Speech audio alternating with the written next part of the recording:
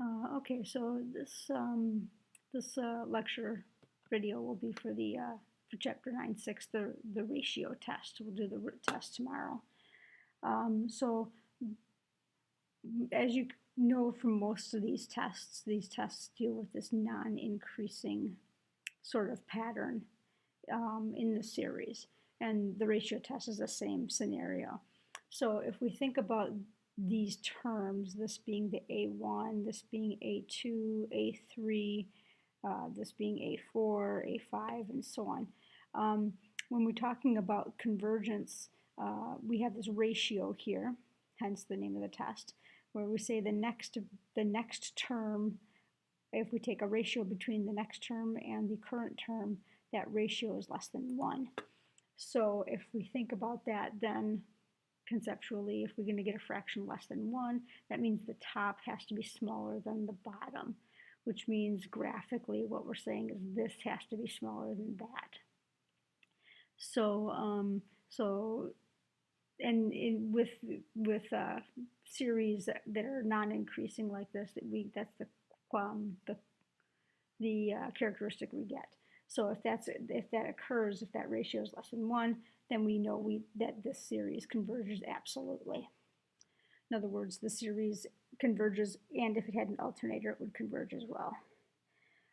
If we look at that ratio being either bigger than 1 or infinity, which is bigger than 1, then that's saying that this ratio, that this term is bigger than that term. And so that graphically that's saying this term is bigger than that term, which if that were the case, then we wouldn't have this non-increasing characteristic. So we need this characteristic to be convergent. So when we don't have this characteristic, for instance, in these two situations, then we have a divergent series. And then what happens is that all of these scenarios don't include what happens when the ratio is equal to 1. So what happens when this term, the ratio of this term and this term is 1, and that the test is inconclusive then when we get that value. And we'll get into that in a second. Basically, we're saying mathematically this term and the term before it are the same number. That's how we get a ratio of 1. So we don't have that non-increasing characteristic. So you might think, well, this would be divergent, but actually it's not necessarily divergent. So in other words, when we get a ratio of 1, we just can't make any real conclusions about convergence and divergence using the ratio test. We'd have to pick something else out. And so I'm going to talk a little bit more about why that's the case for this third scenario here. This ratio test, when we apply it appropriately, it really helps us with series that have like factorials in them, or with series that are exponential in nature. So so when we start applying it, we'll talk specifically about why taking a ratio makes these things mathematically work out real quickly. But let's talk more about this inconclusive scenario for number 3. So I kind of alluded to it on the previous screen. It's if you think about the ratio of 1 here, it means these have the same values, which means we don't necessarily have our non-increasing characteristic. We don't have that nice swoop downward. So you might think it would be a divergent situation then, but really it's inconclusive because we really can't tell what's happening with the convergence or divergence. For instance, let's take a look at, we're gonna misapply here the ratio test. In other words, we're gonna try to use it when we shouldn't. Okay, just to make a point. So we're going to look at two series. One is 1 over n. We use that a lot, right? We use this series a lot. So here's 1 over n. It's a p series. We have a p equal to 1. That's the power.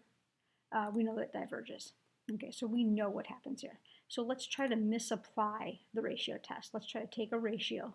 Let's try to apply this ratio and evaluate the limit.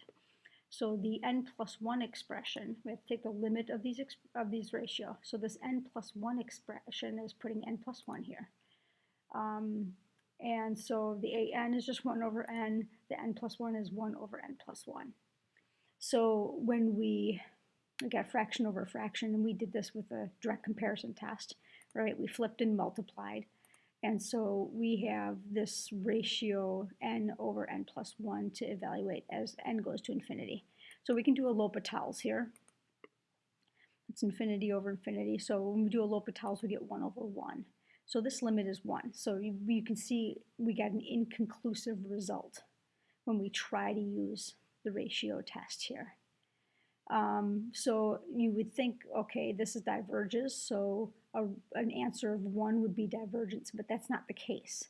Let's try another series, this series, and 1 over n squared. It's also a p series.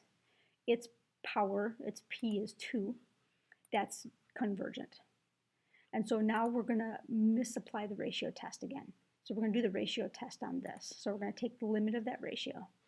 The a sub n term is 1 over n squared. The n plus 1 term, that means put n plus 1 here, is 1 over the quantity n plus 1 squared, right? We're going to put n plus 1 in for where n is. And then we're going to evaluate it like we did on the left-hand side. We're going to flip and multiply. We've got this ratio of n squared over n plus 1 squared. We could do a L'Hopital's at this point, right, and differentiate this, or we could just look at the leading power, either or. But if I expanded this, I foiled that out, in other words, and did a L'Hopital's, we would see that we'd have 2n on the top, 2n plus 2 on the bottom. We do a L'Hopital's again, we get 2 over 2, which is 1. So if you notice, we got the same answer. We get an answer of 1. But now we're getting that answer for a convergent series. So it's not so much that we're looking at this ratio and saying that the value isn't getting smaller.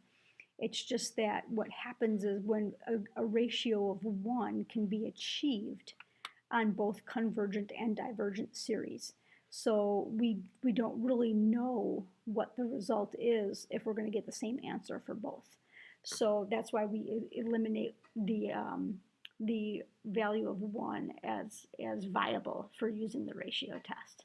We just get this discrepancy here. We get the same answer, a limit of 1 for both convergent and divergent series. So that just means we have to pick a different test.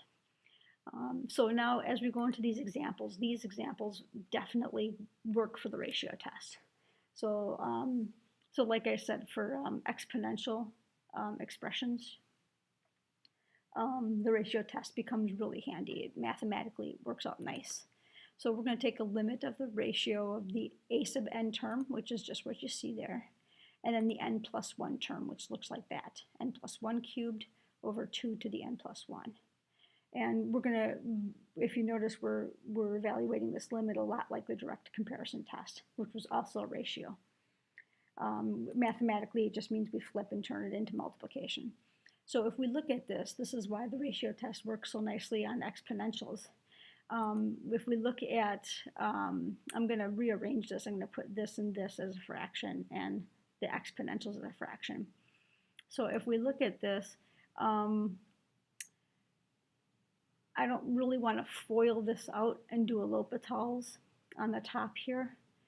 I know when I do, I'm just going to, I'll get an n cubed on the top and an n cubed on the bottom. And so I can just look at that and say, well, that's the ratio of the leading coefficients is 1 over 1. So this whole limit of this fraction would go to 1. And it's a little spoiler alert here. I actually accidentally put the answer there. If we look at, I have these out of order. If we look at the ratio of the exponentials, we have 1 more power down here on the bottom than we do on the top. So if that's the case, then the top cancels and becomes a 1, and the bottom cancels, becomes a 2. So that's where this half comes from. So this whole limit then is 1 times a half, which is 1/2. So we didn't get 1. That's a good thing. That means we picked the right test. So we're going to compare that to our criteria. That's less than 1. And so since that ratio is less than 1, that original series converges by the ratio test. If we look at this next series, again, we're going to take a ratio. The a sub n term is just what you see here, n times 3/2 to the n. If we look at this, it kind of looks like a geometric series. And if out here where we see this n, if that were just a number, it would definitely be a geometric series. It would be a times r to the n. But since this a term, instead of being a constant, it changes with the value of n, we call this a power series. And we'll get into that in the next unit. The n plus 1 expression then is going to be n plus 1 times 3/2 to the n plus 1. So it's going to look like this. And so I wrote it then, if this is 3/2 to the n plus 1, I wrote it as 3 to the n plus 1 over 2 to the n plus 1. So I can look at the canceling of this fraction down here. So I'm going to flip it and multiply. And I'm going to collect my terms. I guess I don't collect my terms. If we look at the 2's, we've got one more power of 2 down at the bottom here. So that being the case, this 2 to the n is canceling with this 2 to the n, and we're left with just a 2 to the 1 power. And likewise, I think I do that with the 3's next. We've got one more power of 3 on the top. So this 3 to the n cancels out, this 3 to the n cancels out, and this 3 to the first power stays. So we have 2/3, excuse me, I said that wrong, 3/2. We have 3/2 after we do our canceling there, and then we have n plus 1 over n. So we're left with 3/2 n plus 1 over n. And so I'm going to go ahead, I think I distribute this, write it as a single fraction, and then I distribute 3n plus 3. There we go. So we have this, after we do a little bit of algebra, we have this simplified. That's infinity over infinity, so we can do either L'Hopital's or a ratio of the leading coefficients. So this limit is 3/2. So we know we have a limit of 3/2. That's bigger than 1, and so this series diverges because of the ratio test. This last series, we have a factorial in it, and this series is really, I'm doing this example to show you how to deal with canceling out this factorial. And that's kind of the main idea here of this example. And so let's go ahead and write a limit of the ratio. So we have the a sub n term that we put in the bottom. That's just what we see. And then the n plus 1 term is going to be n plus 1 to the n plus 1 over n plus 1 factorial. So it's going to look like this. N to the n plus 1 to the n plus 1 power over n plus 1 factorial. So we're putting n plus 1 everywhere we see n. And then I'm going to flip the bottom and multiply. Okay, so this looks a little daunting, but let's just kind of talk about the factorials first. So if this factorial on the top was like 8 factorial, then this would be 9 factorial. So we have one more factorial term on the bottom. So this bottom then, after we cancel out, is just going to be left with n plus 1. It's going to be that additional term in the factorial. And so that's what we have left on the bottom. And that is helpful because of this first ratio here. Now we can start looking at this. This is n plus 1 to the 1 power. And this is n plus 1 to the n plus 1 power. So we have one more power. This is a typo here.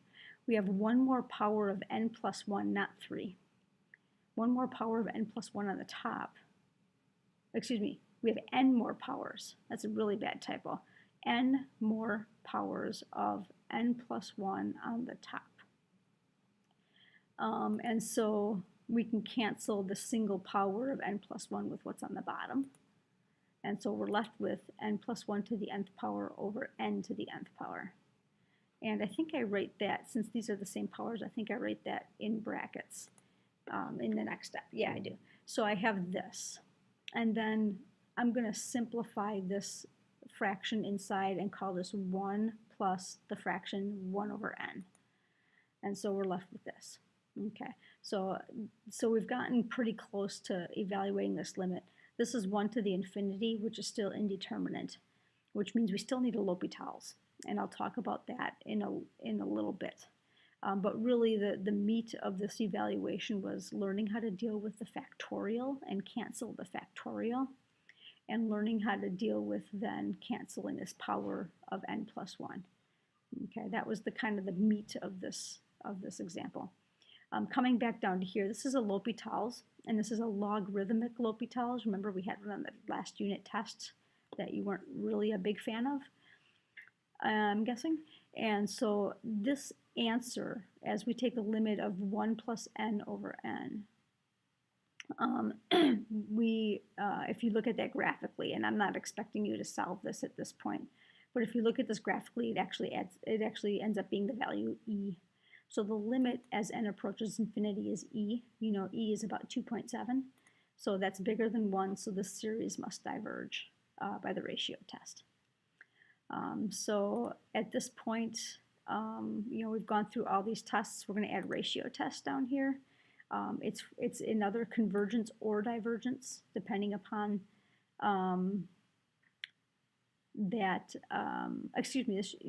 depending upon, you know, which ratio value you end up getting, and it's not something we typically find a sum for.